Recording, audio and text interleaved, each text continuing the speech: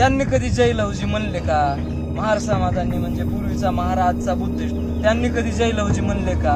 मग आम्ही काय म्हणून जय भीम म्हणायचं? अरे जय भीम ह्यासाठी म्हणायचं साहेब, जय भीम म्हणजे आजपर्यंत तुमच्यावर जे अन्याय अत्याचार झाला त्याचा बदला आहे. स्वाभिमान म्हणजे जय भीम, अन्यायाला विरोध म्हणजे जय भीम, त्यागाचं प्रतीक आहे जय भीम.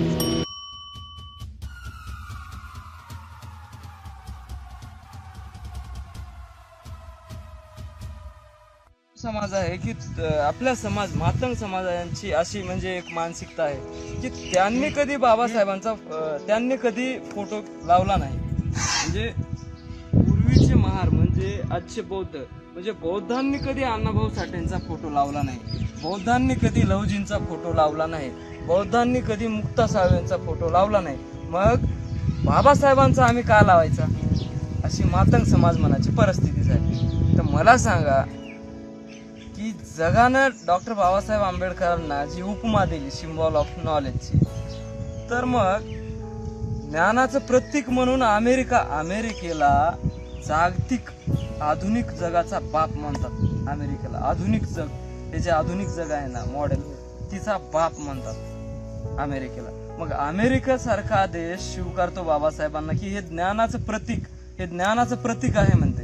आणि मग ज्ञानाच्या प्रतीकासोबत जर आपण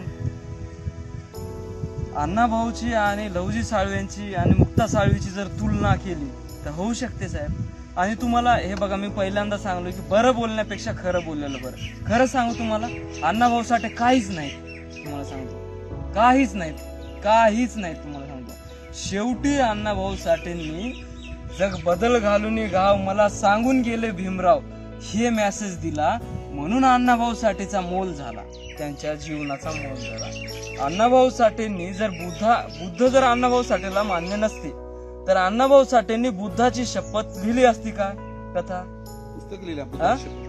मग अण्णाभाऊ साठे बुद्धाची शपथ कथा लिहितात म्हणजे इनडायरेक्ट मेसेज काय आहे? म्हणजे बुद्धाला मानतात, एवढं समर्पण आहे ना हे. मग मला सांगा, अण्णाभाऊ साठे बाबासाहेबांना मानतात म्हणजे फकीरा कादंबरी 27 जगातल्या 27 भाषेमध्ये प्रकाशित आहे फकीरा कादंबरी. मग फकीरासारखी कादंबरी बाबासाहेबांना अर्पण करतात, अण्णाभाऊ साठे करतात. मग या मागांचं काय घेऊन बसल्या तुम्ही? अण्णाभाऊ साठेंना मानताना मग अण्णाभाऊ साठेच बाबासाहेबांना मानतात, तर तुम्ही का मानत नाही? तुम्ही का ठेवत नाही बाबासाहेबांचा फोटो? जर तुमचा आयडॉल बाबासाहेब आहेत की जे चुकलेले, कुठल्याही शाळेचा मोल किंवा कॉलेजचा मोल नापास झालेल्या विद्यार्थ्याकडून करता त्या कॉलेजचं मेरिट लावता की काय मेरिट मध्ये जो हुशार विद्यार्थी आहे त्याच्यावरून लावता? तर जो विद्यार्थी मेरिट मध्ये आहे त्याच्यावरून त्या कॉलेजचं मेरिट लावण्यात येते की काय नापास झालेल्या विद्यार्थ्याकडून लावाय? तर मग नापास झालेल्या विद्यार्थ्याकडून आपण अपेक्षा करायची नाही, ते नापास आहेत म्हणून सोडून द्यायचे. आता त्यांचा हेवा कसं झालाय की पूर्वीचा महार म्हणजे आजचा बुद्धिस्ट समाज अण्णाभाऊ साठेंचा फोटो लावत नाही आणि म्हणून आम्ही बाबासाहेबांचा. अरे बाबासाहेबांच्या कुठंच पासांगाला बसत नाहीत हो अण्णाभाऊ साठे, कुठंच बसत नाहीत. तुम्हाला त्याचं एक छोटस उदाहरण देतो.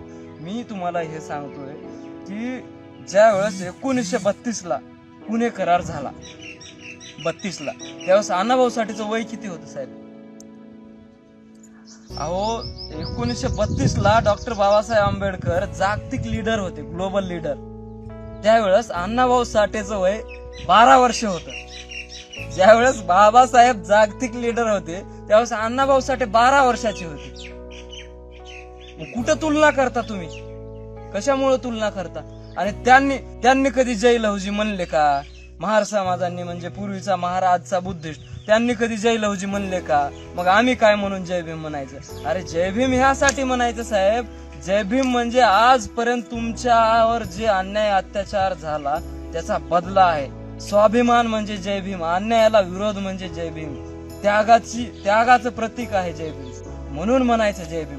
त्यांनी बोलले नाही म्हणून ते ठीक आहे ना, त्यांनी जरी बोलले नसले तरी इतकं काय म्हणजे लहुजी साळवे, हे बघा लहुजी साळवेंचं जे मॅटर आहे ना ते लहुजी साळवेंचं मॅटर फक्त एक ब्राह्मणांनी प्रोजेक्ट म्हणून उभं केलंय आमच्या पुढे, आणि त्याच्या माग खूप मोठं एक कारस्थान होतं एका जातीला नेस्तनाबूत करण्याचं, मातंग समाजाला. आणि जे प्रोजेक्ट म्हणून कसं प्रोजेक्ट म्हणून वापरलंय मी तुला मागाशी सांगितलंय तुम्हाला काय साहेब, की सुरुवातीला अगोदर जय अण्णा काढले, जय अण्णा, मग अण्णाभाऊ साठे जयंती झाली की नंतर मग पुन्हा बाबासाहेबांच्या विचारमध्ये अण्णाभाऊ साठेंची मुळातच जयंती ह्या दोघांना डिवाइड करण्यासाठी झाली होती. कारण अण्णाभाऊ साठे जातात 69ला, जयंती सुरू होते 82-85 दरम्यान. म्हणजे इतका 13-16 वर्षाचा डिफरन्स कस काय? जर समजा 69ला अण्णाभाऊ साठे गेले तर 70ला जयंती झाली पाहिजे ना. काय म्हणता अमोलराव? बरोबर. खंडागळे साहेब बरोबर आहे का शिंदे साहेब? बरोबर. 70ला जयंती झाली पाहिजे. 71, 72, 75, 76, 83-85च्या दरम्यान अण्णाभाऊ साठेंची जयंती सुरुवात झाली. म्हणजे जाणीवपूर्वक हे दुफळी काढण्याचा मार्ग होता. आणि फकीरा कादंबरी तुम्ही वाचलाय म्हणता, तर फकीरा कादंबरीमध्ये तुम्ही एक जाणीवपूर्वक अजून जाऊन वाचा लक्षपूर्वक. त्यामध्ये एक असं लिहिलेलं आहे की मांगांच्या नादी लागून जे महार लोक बिघडले त्यांच्याही घरांची झडती घ्या, असं सेंटेन्स आहे. हे कुठलं आहे माहित आहे का? फकीरा ज्यावेळेस दुष्काळामध्ये ही जात ज्यावेळेस मरणाच्या खाईत जाते त्यावेळेस मर्याईचा गाडा आला म्हणायचे, म्हणजे देवीचा काहीतरी हे कोप झाला म्हणायचे. मग त्यावेळेस बेडस गावचा खजिना फकीरानं लुटला होता साहेब. आणि त्याची एक झडती म्हणून इंग्रज अधिकाऱ्यांनी मांगा महारांच्या सगळ्या घरांची झडती घेण्याला सुरुवात केली होती, मांगांच्या घराची. तर मग त्यातला एक अधिकारी म्हणतो की ज्या मातंगांनी हे सगळं कार्यक्रम लावला तर त्यांच्या नादी लागून हे जे महार लोक बिघडलेत त्यांच्या सुद्धा घरांची झडती घ्या. म्हणजे त्यावेळेस लीड कोण करत होतं की हा फकीरा करत होता, म्हणजे तो एक मांगच होता ना. तर मग इतका लीड करणारा समाज, इतकं एकत्र राहणारा समाज आज एवढा महाग जे पडलाय ना, केवळ आणि केवळ ह्या ब्राह्मणांच्या कारस्थानाला बळी पडलाय. हे जे ब्राह्मणांचं प्रोजेक्ट बनवायचं जे काम झालंय ना ते सक्सेस झालंय. त्यांनी जय लहुजी मला सांगा, लहुजी साळवेंनी इतकं ठीक आहे, लहुजी साळवे हे ज्योतिबा फुलेच्या क्रांतीचे समर्थक होते. इतकं ठीक असताना मला सांगा, लहुजी साळवे हे ज्योतिबा फुलेंचे गुरु होते म्हणतात, ज्योतिबा फुलेंच्या क्रांतीचे समर्थक होते. इतकं ठीक आहे. पुन्हा अजून कुणाचे गुरु होते म्हणतात माहिती आहे तुम्हाला? वासुदेव बळवंत फडकेचे गुरु होते म्हणतात. त्या लहूच्या तालमीत होते टिळक शिकायला, वासुदेव बळवंत फडके, बरोबर. तर वासुदेव बळवंत फडके जेलमध्ये स्वतः सांगतो जेलरला की मला अस्पृश्यांच्या हातून काहीच चालत नाही. म्हणजे याचा अर्थ तो तुरुंगात सुद्धा अस्पृश्यता बाळगतो. मग तो लहुजीचा कस काय होणार शिष्य?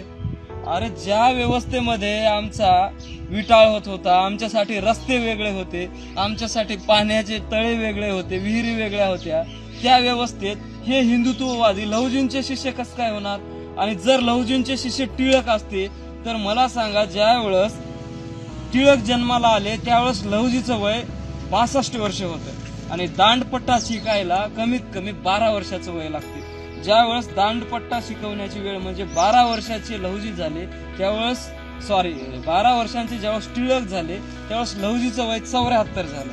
मग 74 वर्षाचे लहुजी 12 वर्षाच्या टिळकांना काय शिकवले असतील 74 वर्ष झाल्यावर? आणि पुन्हा या महाराष्ट्रात 1907ला पहिली दंगल घडवली आपल्या टिळकांनी. तर मग टिळक हे इतके हिंदुत्ववादी असताना कसं काय होऊ शकतात ते? आणि जर समजा दुसरा एक पुरावा घ्या, जर समजा लहुजींचा शिष्य होतायच म्हणता तुम्ही टिळक, तर ज्या वेळेस लहुजीचं परिनिर्वाण झालं, महापरिनिर्वाण झालं, त्यावेळेस केसरी नावाचा टिळकांचा पेपर होता. तर गुरु या जगाचा निरोप घेतल्यावर साधा एक मेसेज सुद्धा टाकत नाही, साधी एक बातमी छापत नाही. हे माणसं इथून रडत पडत जातात दादासाठी, मौतीला जातात, रडत पडत जाता की नाही साहेब? मोहिते साहेब रडले की नाही? आजही इथं कमी लोक रडणार आहेत, अक्षरशः डोकं फोडून रडणारे लोक आहेत दादासाठी, हे बघतोयच आम्ही. तर मग ज्यावेळी लहुजी साळवे या जगाचा निरोप घेतात त्यावेळी साधी एक बातमी सुद्धा नाही केसरीमध्ये टिळकांची, तर कशावरून गुरु म्हणता? तर हे एका जातीला म्हणजेच मातंग समाजाला नेस्तनाबूत करण्याचं प्रकरण होतं. आणि म्हणून हे जे ब्राह्मणांनी प्रोजेक्ट उभं केलंय ह्याला आपण बळी पडू नये. ते म्हणत नाहीत, आम्ही का म्हणाव? काय आहे म्हणण्यासारखं लहुजी साळवेचं? म्हणजे लहुजी साळवे आदर्श होऊ शकतात का? तुम्हाला मी आताच विचारलो तुमचं पोरग बाबासाहेब व्हावं की लहुजी साळवे, तर तुम्ही सांगितले बाबासाहेब व्हावं.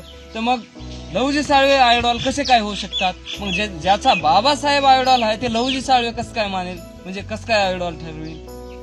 नाही, तर असं होणार नाही. विषयाचं अमृत होणार नाही साहेब. ह्या अपेक्षा कधीच बाळगायच्या नाही. एकाने विहिरीत पडला म्हणून मीही पडायचं नाही, बरं काय. ह्या गोष्टी पहिल्यांदा आम्ही लक्षात ठेवा. लहुजी साळवे फक्त क्रांतिकारक होते, क्रांतीचे समर्थक होते, इथवर ठीक आहे. पण लहुजी साळवेनं मला सांगा, कुठल्या जिल्ह्यात, कोणत्या किल्ल्यावर, कोणत्या तारखेला आणि कुणाशी लढाई केली सांगा बरं. मग कशा म्हणता तुम्ही महाक्रांतीवीर, क्रांतीबा? अहो, क्रांतीचे समर्थक होते, इथपर्यंत ठीक आहे ना ते. मग ह्या गोष्टी तुम्ही मान्य करा. ते चुकले, अहो ते त्यांचे राईट आहे. त्यांचा जो चाललाय ना रस्ता तो राईट आहे. आपण असं म्हणायला जमत नाही की त्यांनी फोटो लावला नाही म्हणून आम्ही. अहो, बाबासाहेबांची ना अण्णाभाऊची बरोबरी होते का? जागतिक लीडर मानतो आपण, पण ते कार्यकर्ते समोर मी लावित ना. मला माझं बोलणं झालं ना सर, माझं बोलणं झालं की तुम्ही बोला. मानता तुम्ही बाबासाहेबाला, मानता पण स्वीकारता काय? मानणं आणि स्वीकारणं वेगळं. तर ते कसं सांगतो, हे डॉक्टर आहेत, हे गोळ्या आहेत, डॉक्टर साहेबांनी दिलेत, मी मानतो, यांना मानतो, पाया पडतो. काय होईल का?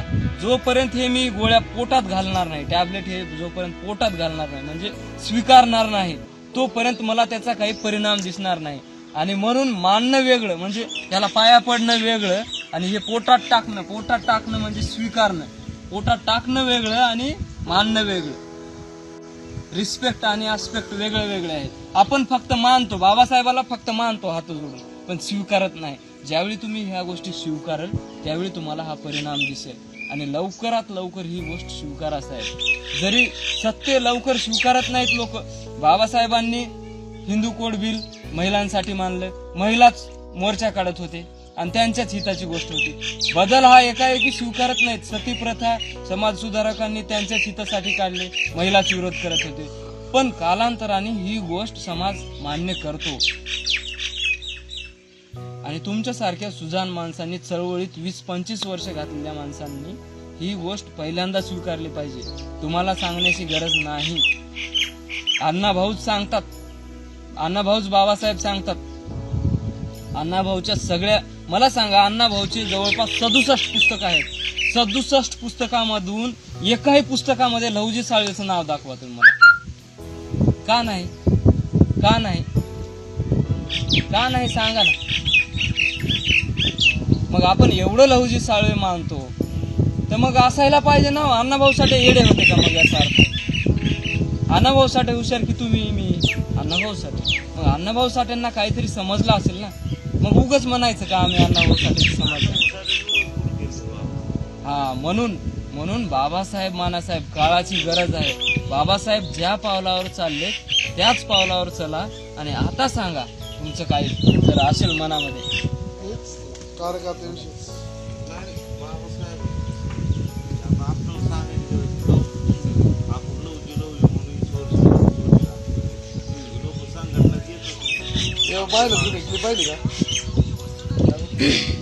तुम्ही आधी बोला, तुम्ही नंतर लावते. बोला तुम्ही. हा,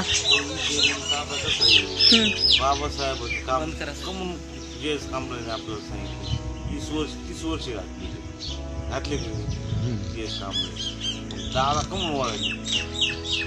हे जर आपली मागे जर यायला तर पुढे जायला तर मग आपल्याला आधार काय?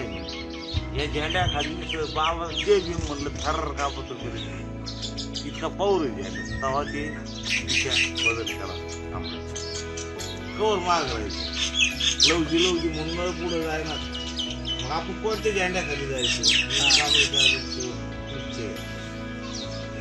बरे आपलं म्हणलं शोध